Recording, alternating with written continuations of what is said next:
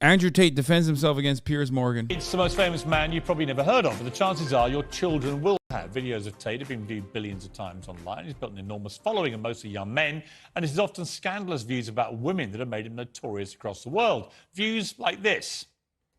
So I think my sister is her husband's property, yes. When a bride is walking oh my God, the groom, the father walks next to her and gives her away. True or false?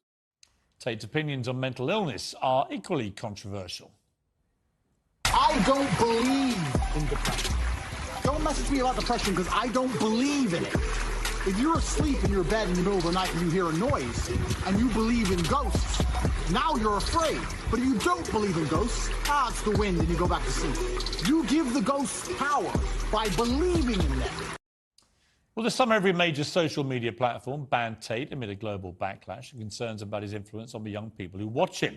But copies of his videos are still shared millions of times every day. This show is called Uncensored. One of the This is yet another instance of Piers Morgan finding someone worse than him to somehow keep up appearances that he is not the worst human being alive. It's just like, this is a thing that Piers does, okay? For those of you who don't know, he does this shit all the time, chat. This is a classic Piers Morgan moment. He always does this shit. That's why one of his most famous clips of him like dunking on a Republican from America about gun laws. You know what I mean? I can't believe I almost debated him. I was so... God, I really took a big L. You know, I was supposed to go on his show. For those of you who don't know, I was supposed to go on a show when I was in England. And I'm sure we could still do it. Like, he is a demon when it comes to media shit. So yeah, but I was in Amsterdam by that point, so I was like, I'm not gonna go back. You know. And his views directly. So he flew from Romania to sit here in this studio, and the full explosive interview airs later this week. Here's a bit of what's to come. Do you respect women? Absolutely. Why wouldn't I? Do you think that 18, 19-year-old women are more attractive than 25-year-old women? I think there's attractive people. That's a loaded question. I don't know. Well, it's not really, is it? I can't. You know why I'm asking you? Of course I do, but I can't sit here and say... For say... the benefit of viewers who don't know why I'm asking, you said this. In general, this is also one of the reasons men find youth attractive. You want to blow up the internet? I'll blow up the internet right effing now. The reason 18 and 19-year-olds are more attractive than 25-year-olds is because they've been through less dick. People say, oh, you can't say that, but yes, I can. A 19-year-old is more attractive than a 26-year-old woman, and I'll tell you why. Because that 26-year-old has talked to more guys, been to the club more times, been effed and dumped more times, more arguments, more mess, more for me to clean up. That is misogyny. Why? Because you are encouraging a mindset about 25-year-old women that makes them sound out to be infinitely less desirable than 18, 19-year-olds, and having effectively been having too much sex to be taken in a more respectful way. Well, firstly, even if that was the case, that wouldn't be misogyny. Well, what did you mean by what you said? That's not misogyny because it's not anti-women. You know he's going to hit you with a 9/11 clip and the Dan Crenshaw clip right off the bat when you go on, though. Bitch, how many times have I addressed it? You think I'm embarrassed by those clips? Yeah, play my highlights, bitch. If Piers Morgan came up to me and played the 9/11 clips, I'd be like, damn, I was popping off. That's cool. Thank you. Play it one more time. I'd be like, play it one more time, Piers. Play the greatest hits one more time. But you think the Oibrovs in the UK are going to give a shit? No. The video that he would play would be probably me dancing when the Queen died. That would actually be, not great. If he played that one, the Oibrovs would not like me, okay? They love the Queen. They would not like me. What? Transphobia also? What do you mean? I'm saying that an 18 or a 19-year-old woman would be more desirable. Pretty anti-25-year-old woman. Anti-25-year-old women we can argue, but not misogyny. Well, that's misogyny then, isn't it? No, it's not. Well, being anti any woman at all is misogyny. Not when I'm saying that women are beautiful and attractive at a certain age and saying that age. You're saying 18, 19-year-olds are more attractive than 25. Well, than ageist, perhaps, but misogyny. Dude, what? Dude, this is like a fucking 1-year-old, dude. This is the argument that a 4-year-old would put forward. No, I'm saying that some women are hot when they're 18, 19. But then, because the female's body is all that matters, like an object of desire, right? I'm saying that they no longer have any worth after the fact that they're, 19. Once they're no longer 19, I personally believe they're no longer beautiful, and therefore they're no longer actually hot and serve a purpose, which of course is very different than misogyny. Yeah, no, that's misogyny. You're describing being misogynistic. While claiming that is somehow absolving you of the misogyny allegations. You know what I mean? Misogynistic, absolutely Is that not. but you just accepted it was misogyny. No, I didn't. You said it was misogyny. I'm telling you, no, it's not. If a 26-year-old woman is watching this and has heard those comments, Yeah. would you just say to her, look, I'm sorry, I shouldn't have said that? No, I won't. I will say that I am sorry that that offends you. However, there's a large contingent of the world. That doesn't mean you're sorry. No, I'm not sorry.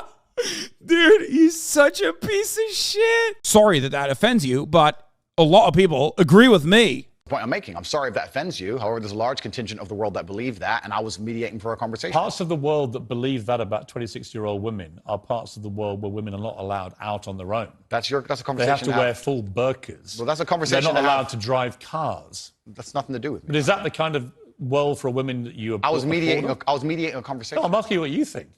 I don't live in a country where that happens. You're using that as the excuse for why you're not sorry for saying it. It's not an excuse. Is that there are parts of the world where this is fine? My friend. So my question to you is, well, do you think it's fine? By the way, famously, the kinds of misogynistic things that Andrew Tate, a product of the United States of America and the UK, came up with, those parts of the world don't have, different ways of shitting on women, of course. Only Saudi Arabia. Like, I get trying to fucking, make a point that is going to look bad for Andrew Tate with your fucking Islamophobic ass audience. But it's wild when motherfuckers in misogynistic countries engaging in misogyny will be like, well, this is just like the Taliban. You know what I mean? It was really funny when I saw all those Supreme Court justice memes where people in America being ruled by evangelical white Protestant Christian psychopaths were like, this is just like the Taliban. Bro, you're pointing to your thing. No, it's just like us. We do it too. I don't think it's fine. I live in a world where You don't think it's fine? the reason This isn't that hard, Andrew. You can simply say, Piers, you know what?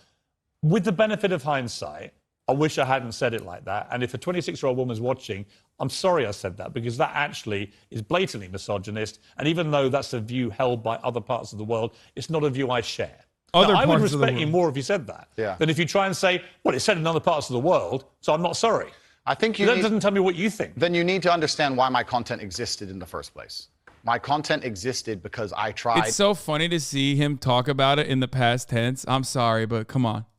my very hardest to be an absolute and utter realist, especially with uncomfortable truths. I was pointing out that very uncomfortable. Is that a truth, then? It's an uncomfortable truth in many parts of the world. It's not a truth that I'm happy about. An inquest this week found that a 14-year-old girl, Molly Russell, died from an act of self-harm while suffering from depression and the negative effects of online content. The coroner said she was exposed to material that may have influenced her in a negative way, and in addition, what started as depression had become a much more serious depressive illness, and she's What the very sadly fuck? took her life. That's absolutely disgusting. Right. Her father, terrible. Her father's campaign for better protections against potentially dangerous social media algorithms, right? It says that the particularly graphic content she saw romanticized acts of self-harm, normalized her condition, and focused on a limited and irrational view without any counterbalance of normality. First of all, what is your response to that? Nothing to do with you. I'm Yeah, just it's- asking what your Well, this really is Piers Morgan's new show. You think I'm bad? Exactly. No, this is what he's doing. His new show is like, if you think I'm bad, well, look at my guests. They're significantly worse. Things can be much, much worse. That's the first thing. Yeah, it is nothing to do with me. The fact that a 14-year-old girl took her life is truly sad. The world we live in today is... The world we live in, the fact that something like that happened is almost mind-blowing to me. That's truly sad. I actually feel sad inside to see something like that. What has come clear to me in the interview is that a lot of things you say you wouldn't say now that you've said before. Well, so I'd say it differently, perhaps. Yeah, right. So to me, that's an acceptance, not just that you want to get back on platforms, because maybe that was one of the reasons you were no platform, but that you've recognized and understood the potential harm to the wrong kind of impressionable mind by some of the things you've said. Would that be fair? I think that's 80% fair. I recognize and understand that with massive fame, He's like, yeah, I recognize that I got banned, okay, which was bad. Even though I lied and played it off like it was a part of the plan, it was not good. I took a big L on that, okay, and can't make money anymore from my multi-level marketing schemes, which is why I probably should have worded it differently. you have to be more careful about being construed. Like I said earlier, 1% of people misunderstanding you doesn't matter with a small audience. It matters with a very large audience. With power comes responsibility. I still believe the things I say. I do not want to be a negative force for the world. I also understand that I am a man who's lived a very difficult, nuanced life, and I am capable of making nuanced points that may be misunderstood. Dude, Andrew Tate was such a perfect debate victim for me. God, he's so bad. That's why Piers Morgan is like suckling on his bones right now. You know what I mean? He was such a genuine question. Why do you find Tate so fascinating? I love con men. What the fuck do you mean? I love bigoted con men. If you've been watching me for a long enough time, you've probably seen this. You probably know that at the top of the hour, there's a 6-second ad break. And you probably know that I love watching con men, especially bigoted con men.